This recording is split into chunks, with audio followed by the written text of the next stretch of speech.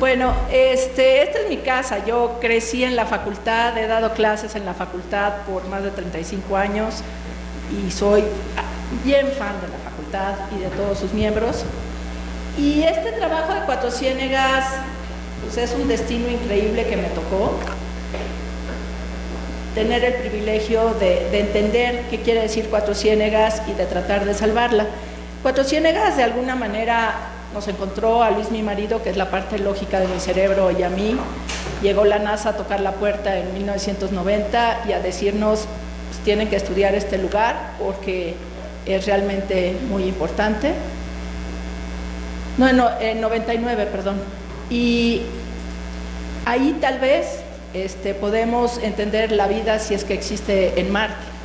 Digo, oh, qué divertido, Marte, eso es ciencia ficción. No, se llama astrobiología y sí existe, y Cuatro Ciénegas es el mejor símil de mar primitivo. Dije, bueno, ¿será?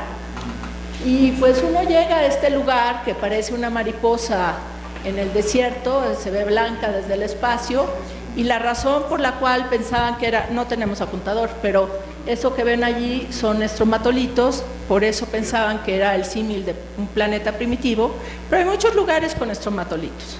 Estromatolitos existen en cualquier lugar donde no existan algas, o sea, que los ambientes sean suficientemente extremos para que las cosas que crecen rápido no le tapen la luz a los estromatolitos. Pero Cuatro Ciénegas es el único lugar del mundo donde además de estromatolitos hay una enorme diversidad de eucariontes que van desde protozoarios hasta tortugas endémicas. Entonces, ¿por qué tantas especies en un lugar que además se parece al mar del pasado y no tiene algas? Porque es el lugar con menos fósforo que conocemos. Y el fósforo, como ustedes bien saben, es esencial para el ADN, el RNA y además el ATP. Entonces no hay vida sin fósforo. ¿Y cómo es que la vida sobrevive sin fósforo en Cuatro Ciénegas? Y la razón es esta montaña. Esta montaña, yo le decía a mis alumnos que parece como el Millennium Falcon de Star Wars o una especie de animal prehistórico. Esa montaña que está ahí en medio se llama San Marcos y Pinos, y es literalmente el arca de Noé que guardó a los sedimentos del pasado vivos, con todas las condiciones de los mares del pasado. El agua no forzosamente, el agua se mueve, y esta montaña, su arcilla, que es la que guarda el agua, está en forma como de cuevitas, como que simula la forma de la montaña, o sea, fue moldeada junto a la tectónica de placas que levantó esa montaña, y por eso guarda tanta agua, porque son cuevas en lugar de hacer una como olla impermeable.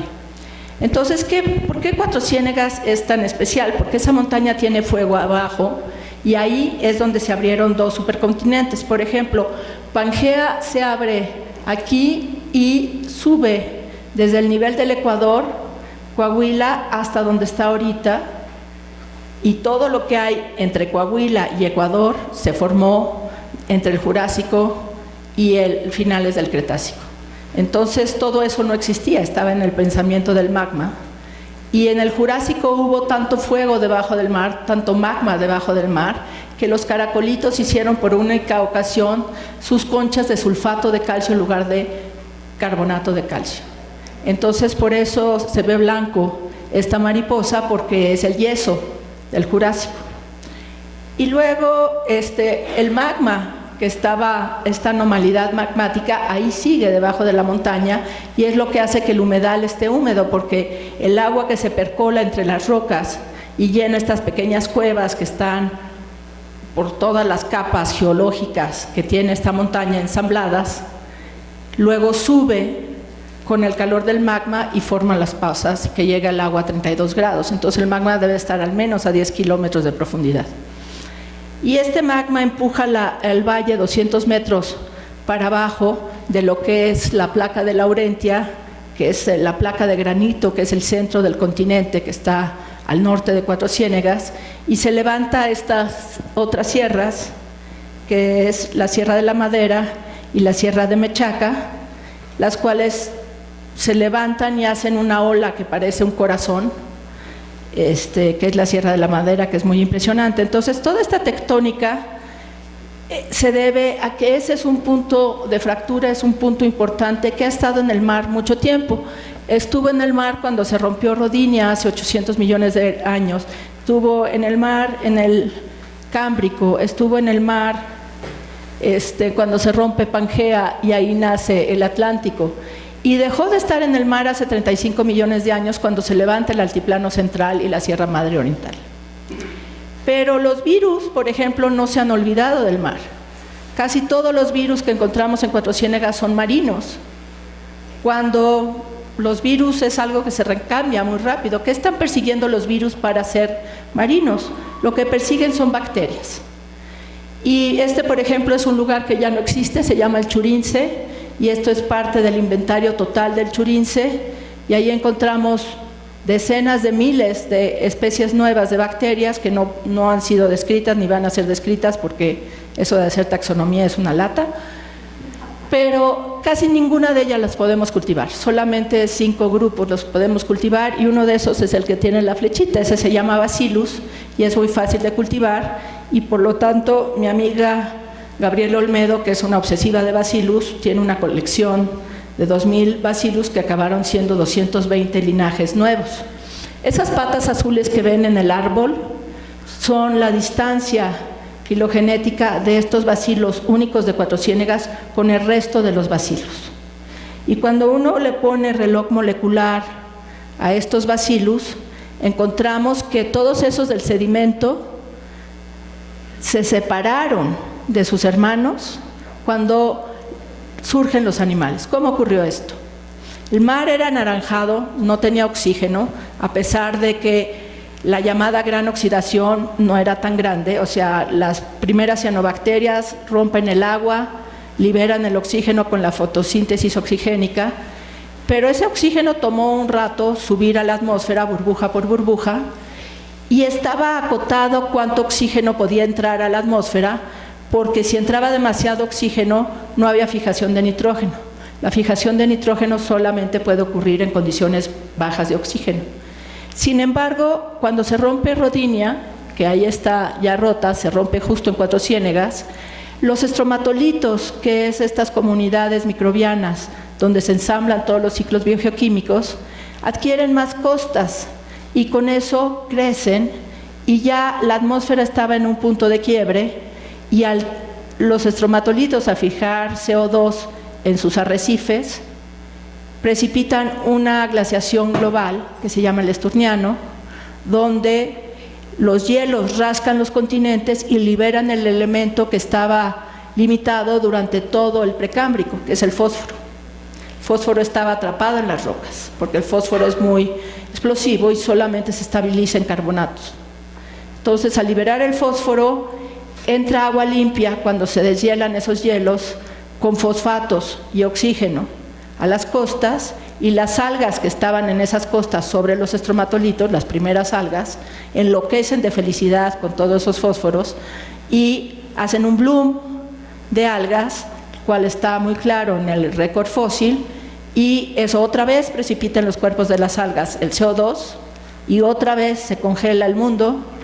Eso se llama el Marinoan.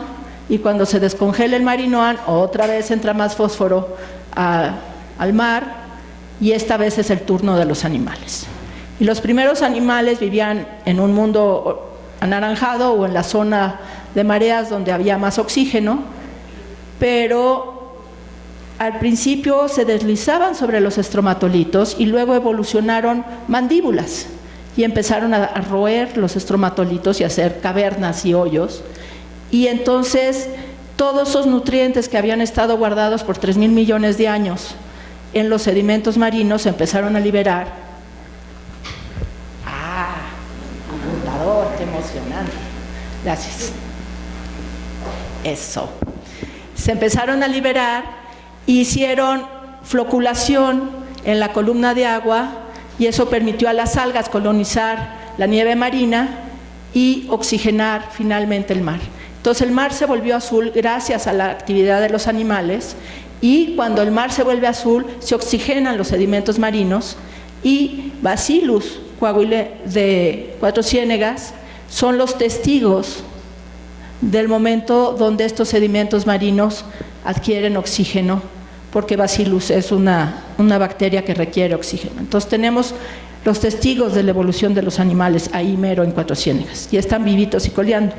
Y luego hay otra migración de muchos linajes diferentes, que están en el agua de Cuatro Ciénegas, que entraron cuando se rompe Pangea, como todos en masa al mismo tiempo, y luego ya no volvieron a entrar casi ninguno más. ¿Por qué? Porque ya habían llenado todo el nicho entre los del sedimento y del agua, y ya no cabían ninguno más, porque además son retepelioneros.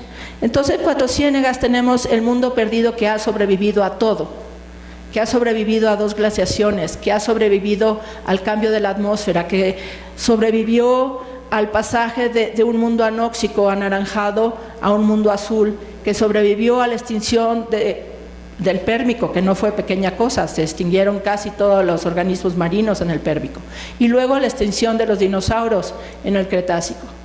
Pero todo esto no ha sobrevivido los últimos 50 años de tontería humana. Eso nos debería de poner a reflexionar un poco. ¿Por qué sobrevivió Cuatro Ciénegas? ¿Por qué sigue ahí, además de que la montaña probablemente guardó en sus sedimentos marinos esta historia viva? La hipótesis es que las interacciones de estas comunidades son importantes y que han sobrevivido codependiendo entre ellos. Tenemos que la mayoría de estos bacillus no pueden comer solos, no pueden producir sus proteínas solos, necesitan de sus compañeros, necesitan de la comunidad para poder sobrevivir. Casi todos los genomas son pequeños e incompletos, y solamente como comunidad son capaces de hacer todos los ciclos biogeoquímicos que conocemos en milímetros. Entonces la cooperación es el mutualismo lo que ha movido a esta comunidad a transformar el medio y a seguir coevolucionando con los virus, persiguiéndolos como locos, y cualquier que se vuelve dominante, los virus le cortan la cabeza y entonces le toca a otro, y eso ha mantenido al sistema sumamente dinámico. Pero ¿cómo podemos demostrar algo tan esotérico como una burbuja multidimensional que ha sobrevivido a lo largo de miles de millones de años? Encontramos en marzo de 2016, agua. Sin agua no hay vida. Este lugar rarísimo que le llamamos domos del Arqueano. ¿Por qué? Porque el tapete microbiano, cuando llueve, hace unos domos como geodésicos. Aquí está la construcción ya que está seca, y adentro de esos domos se recrea los gases del Érase una vez, un mundo sin oxígeno, hace 3,000 millones de años.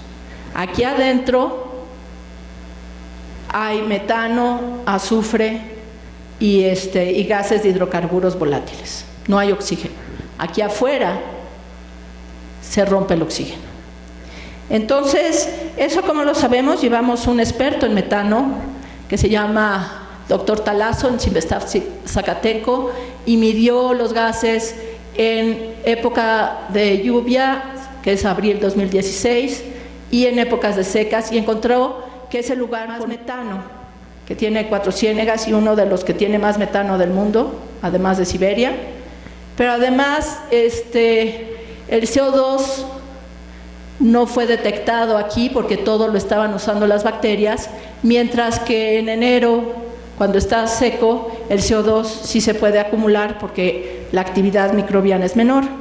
Entonces los primeros 3 muestras fueron con metagenómica, que es cuando se estaba secando los domos en abril 2016, cuando estaban mojados en octubre de 2016 y cuando estaban otra vez secos en febrero de 2017.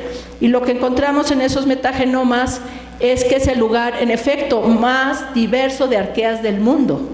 Arqueas es un grupo de procariontes muy divergente, de hecho es un dominio en sí mismo, y en general son raros en los ecosistemas, y en Cuatro Ciénegas, en todos los otros metagenómeros que hemos estudiado, forman alrededor del 1%, pero aquí forman cerca del 5% y son muy diversas, y forman un core que se comparte en los 3 metagenomas, donde las metanógenas y las halófilas son dominantes, pero también hay muchísimas termófilas y hay nanoarqueas y hay mucha diversidad, y estas son las arqueas superficiales.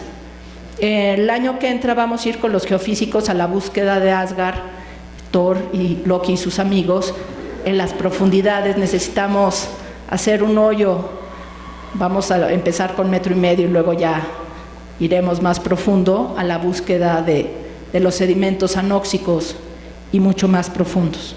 Pero esto, tenemos aquí como dos estados de la comunidad, cuando hacen domos y cuando no hacen domos, y la diversidad cambia totalmente, pero esto es una retroalimentación ecoevolutiva. ¿Qué es una retroalimentación ecoevolutiva?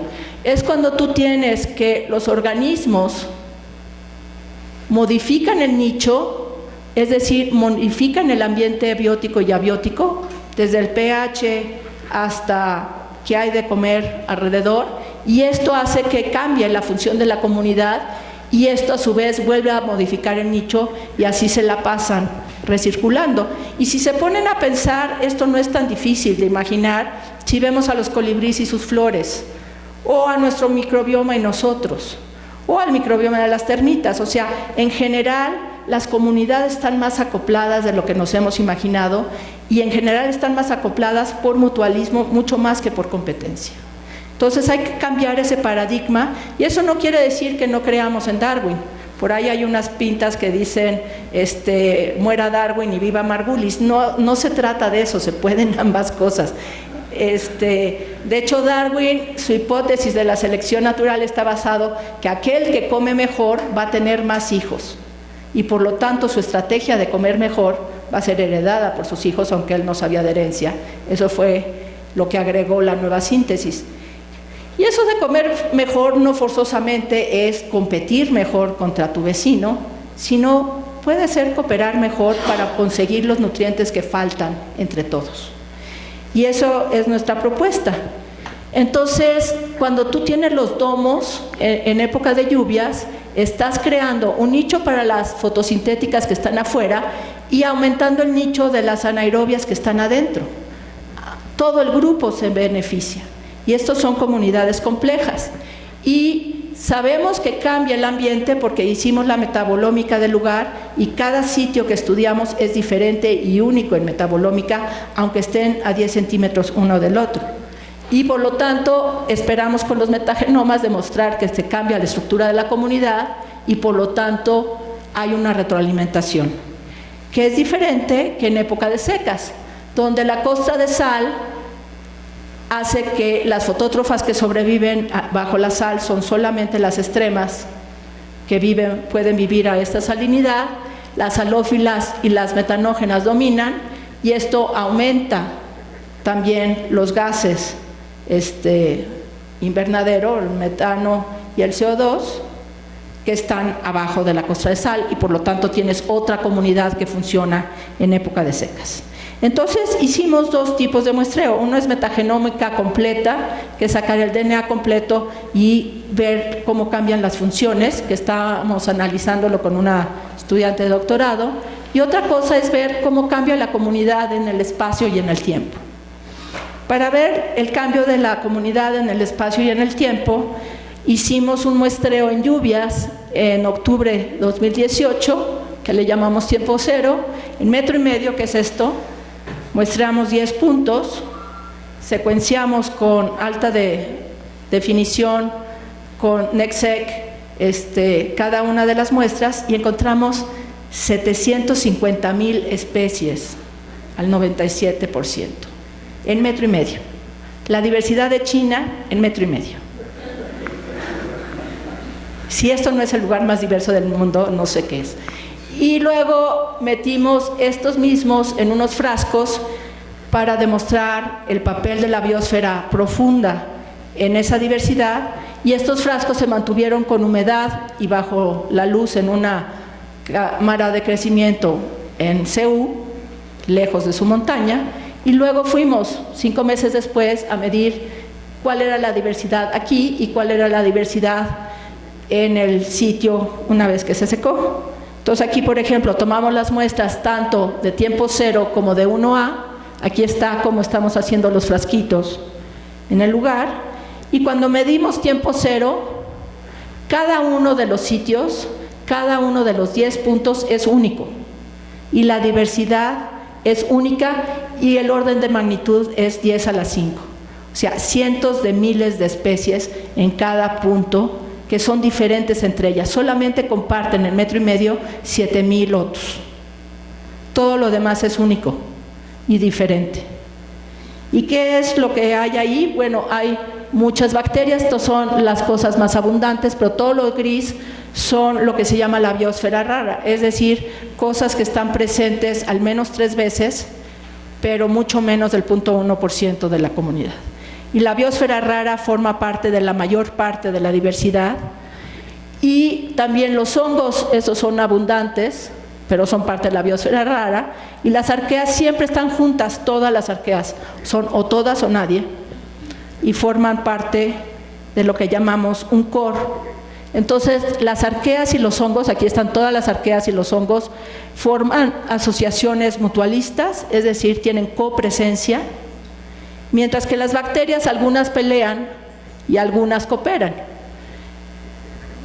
Pero estas son nada más las 20 bacterias más abundantes. Todas las demás necesitamos un grupo de matemáticos que les pagamos una pequeña fortuna para que hagan modelos nuevos, porque no existe ningún modelo que te pueda explicar las redes de interacciones en algo tan diverso. Nadie ha estudiado algo en esta escala de diversidad.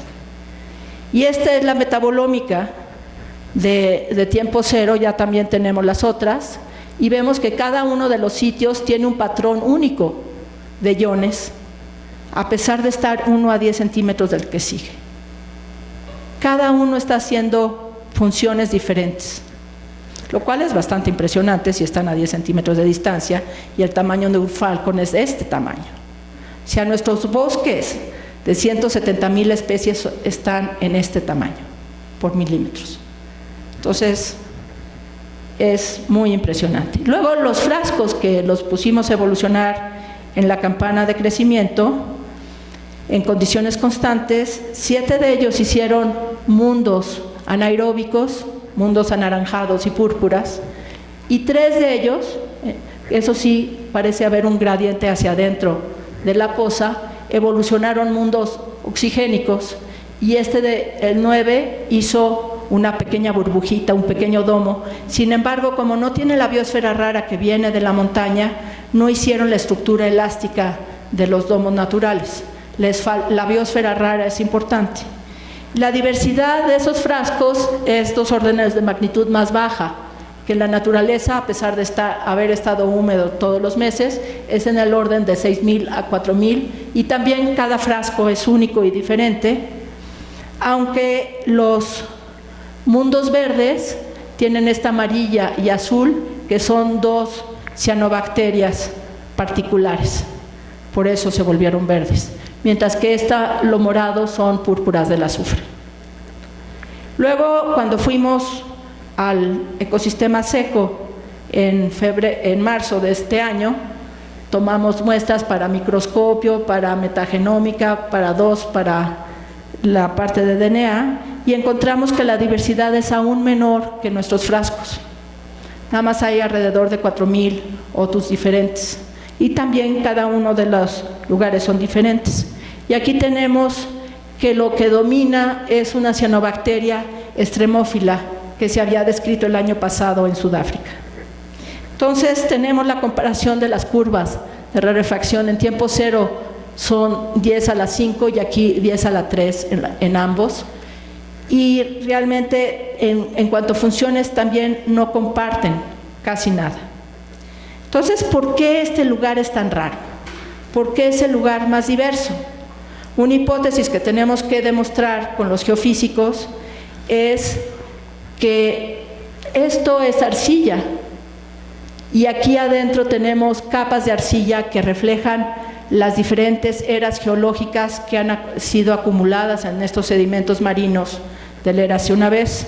Entonces, cuando llueve, hay recarga desde la montaña para abajo, por eso hay agua en Cuatro Ciénegas, pero aquí la recarga es local y comunica el agua la biosfera rara y profunda que vive dentro de la montaña con la biosfera superficial. O sea, el agua hace vasos comunicantes entre la superficie y las profundidades y pueden subir con el agua todas las bacterias que son tomadas al azar por esa corriente de agua microscópica, y eso hace que cada punto sea único. Entonces necesitamos ir con los geofísicos a que hagan la gravimetría y vean el estado del acuífero profundo de esta montaña, pero también hacer cores en tiempo de secas y en tiempo de húmedas, rebanarlos y hacer tanto tags como metagenómica completa y ver cómo cambian las funciones a la profundidad. Eso va a ser el año que entra. Mientras que el Churince se murió, ya no existe, porque esta capacidad de recarga del humedal, donde el agua superficial recircula, recarga y luego vuelve a subir por el calor del magma, no está ocurriendo. Aquí ya no hay suficiente agua, porque el Churince está un poquito más alto, y entonces ya nos acabamos el agua. Entonces, finalmente, ¿por qué hay tantas especies en Cuatro Ciénegas? En parte es el tiempo. Tiene mucho tiempo de haber estado aislada y el tiempo explica la diversificación. Pero también cuando no hay comida no hay sexo, por lo tanto no hay transferencia horizontal y los linajes se mantienen como linajes. No hay viajes, la evolución es local y coevolucionan con sus vecinos. Entonces esta codependencia de la comunidad junta hace que todo sea local y diferente de un punto con el otro a unos centímetros de distancia. Y esto es muy importante porque yo creo que Cuatro Ciénegas es el mejor modelo de Marte, no actual, o que tal vez sí. Se han dicho que Atacama es el mejor modelo de Marte porque se ve rojo y se ve vacío. Pero Curiosity ha encontrado que hay un pulso de metano y oxígeno estacional, que en verano, en primavera, verano hay más metano y oxígeno y que esos gases bajan en invierno, otoño. Entonces eso para mí es un indicio de vida que sigue respirando debajo de las piedras. Igual que Cuatro Ciénegas, esa biosfera está en las profundidades y no hay que buscarla en la superficie. En la superficie, igual que en el Churince, el agua ya se fue, pero los microbios están guardados abajo. ¿Qué tipo de vida es? Está basada en DNA, vete tú a saber, pero que está metabolizando gases que metabolizaban los organismos hace 4.000 millones de años, eso sí lo sabemos. Porque tenemos la primera evidencia de metanogénesis hace mucho tiempo en rocas de Canadá y Groenlandia, hace 4.1 mil millones de años. Entonces, Cuatro Ciénegas y Marte, ambos tuvieron un mar somero primitivo hace más de 3.500 millones de años, ambos perdieron su mar y ambos tienen a las bacterias refugiadas en las montañas. Y este es el mundo perdido, literal. Este Churince antes, que era muy diverso, no tan diverso como las pozas del Arqueano, pero sí muy diverso, y ahora es un cementerio de tortugas. Y los peces ya ni siquiera están, ya se los comieron las bacterias. ¿Cuál es la razón de esto? Es la depredación del agua en el desierto, es la ignorancia. Aquí todo lo que se ve verde, aquí todo lo que se ve verde y estos malditos rondines de alfalfa es la razón de la muerte de Cuatro Ciénegas. Y además estos canales sacan el agua casi hasta Monclova. 90% del agua de Cuatro Ciénegas sale diario del humedal para regar 2 parcelas en el ejido 8 de enero, cerquita de Monclova, 80 kilómetros para afuera. Entonces el humedal no puede más. Estos son unos piezómetros que se instalaron en 2007, después de gritar mucho. La batalla de Cuatro Ciénegas empezó en 2002, durante todo el gobierno de Fox. Es más, Fox dio millones de pesos para desprestigiar nuestro trabajo y desprestigiar la idea de que estaban conectados los valles del sur de Cuatro Ciénegas, que son estos. Aquí está Nestlé con Beta Santa Mónica. Acá iba a estar Lala, pero no los dejamos crecer. Y finalmente la hija del presidente corporativo del ALA le dice a su papá: yo no te voy a volver a hablar, tenía 8 años, no me dirijas la palabra porque estás matando a Cuatro Ciénegas y nadie me habla en el colegio. O resuelves el problema de Cuatro Ciénegas o no somos amigos jamás. Entonces Eduardo Tricio tuvo que decir, bueno, ¿qué tengo que hacer? Bueno, primero trató de sobornar a la bióloga, no lo logró, y luego, bueno, ¿qué hacemos? Bueno, cierra tus pozos y cambia la dieta de tus vacas. Y lo hizo básicamente porque es mejor negocio comprar la leche en Estados Unidos, compró el 80% del mercado gringo donde la alfalfa está subsidiada y las vacas también, mientras que aquí no, y en México nada más hidrata la leche en polvo y se acabó. Y además les da bagazo del maíz que usan para hacer biodiesel y bagazo de remolacha y no necesitan alfalfa realmente. Y de haber 5 millones de cabezas de ganado en Torreón, ahora hay 200,000 de otros productores, porque el ALA en realidad es una cooperativa. Pero ¿qué pasa? ¿Qué es esto del piezómetro? Antes el agua estaba por acá, luego bajó, o sea, ya para 2007 ya habíamos perdido una laguna grande y ya estaba de bajada el sistema. Aquí sube por un huracán, pero llega al mismo lugar. Esa agua baja dentro de la montaña y tarda al menos 100 años en volver a subir. Y luego aquí pasa otra cosa. ¿Qué pasó ahí? Logramos que cerraran una compuerta. O sea, el gobierno de Calderón invirtió millones de pesos en que se lo robaran los de Conagua y los del colegio posgraduados para hacer estudios que nunca existieron y para entubar el agua y sacarla al doble de rápido de Cuatro Ciénegas, o sea, por el tubo y por los canales. Y cerrando un canal, se logró recuperar el Churince un ratito y luego va para abajo porque abrieron la maldita compuerta. Entonces, pues no hay para dónde, ¿no? Cuando se va el agua, ¿qué pasa? Baja la diversidad. Aquí tenemos secas contra húmedos en el mismo sitio, baja enormemente la diversidad, pero no solo baja la diversidad, baja la cooperación. Cuando no hay agua, empiezan los tramposos a querer agandallarse el poco recurso y la complejidad de la diversidad se pierde y solamente quedan unos cuantos peleoneros.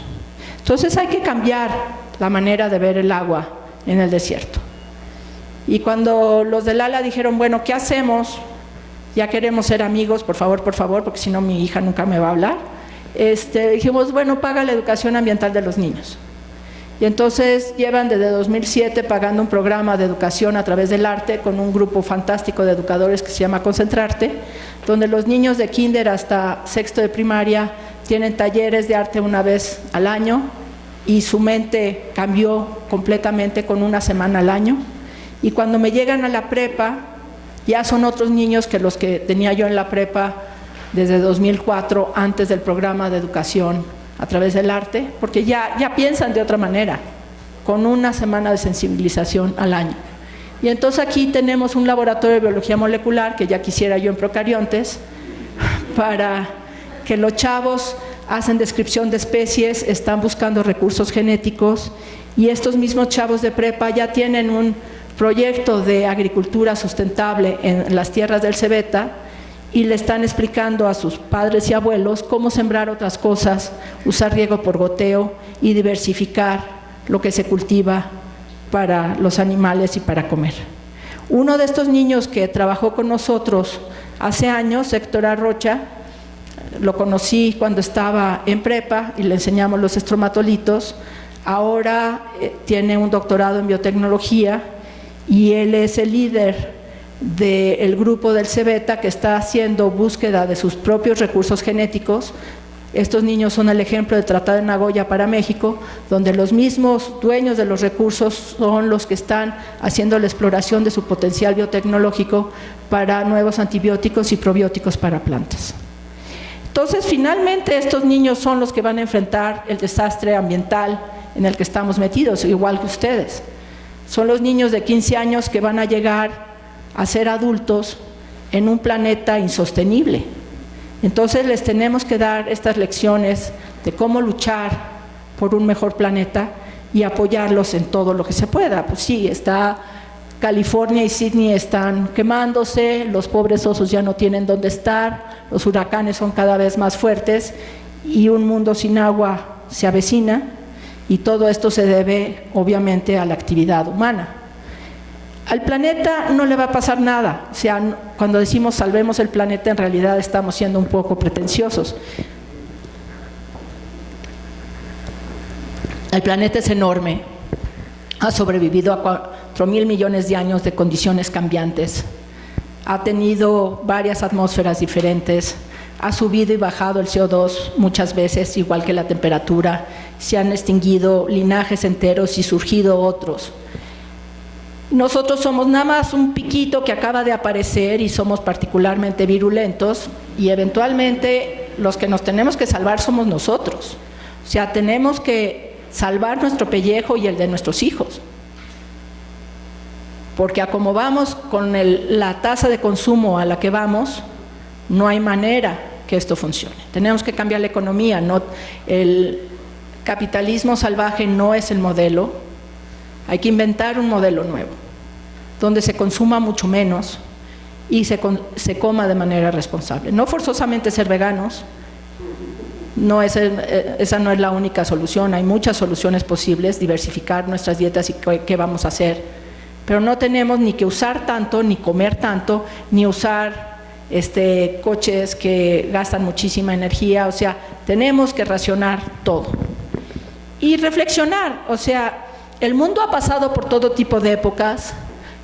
En el precámbrico y el arqueano los mundos eran locales, cada pedacito de vida era autosuficiente, y luego ya todo se volvió global porque ya hay suficiente vida para mover todo. Entonces nuestras acciones locales impactan globalmente, y eso es lo que tenemos que pensar. El mundo ha sobrevivido a todo, pero nosotros no.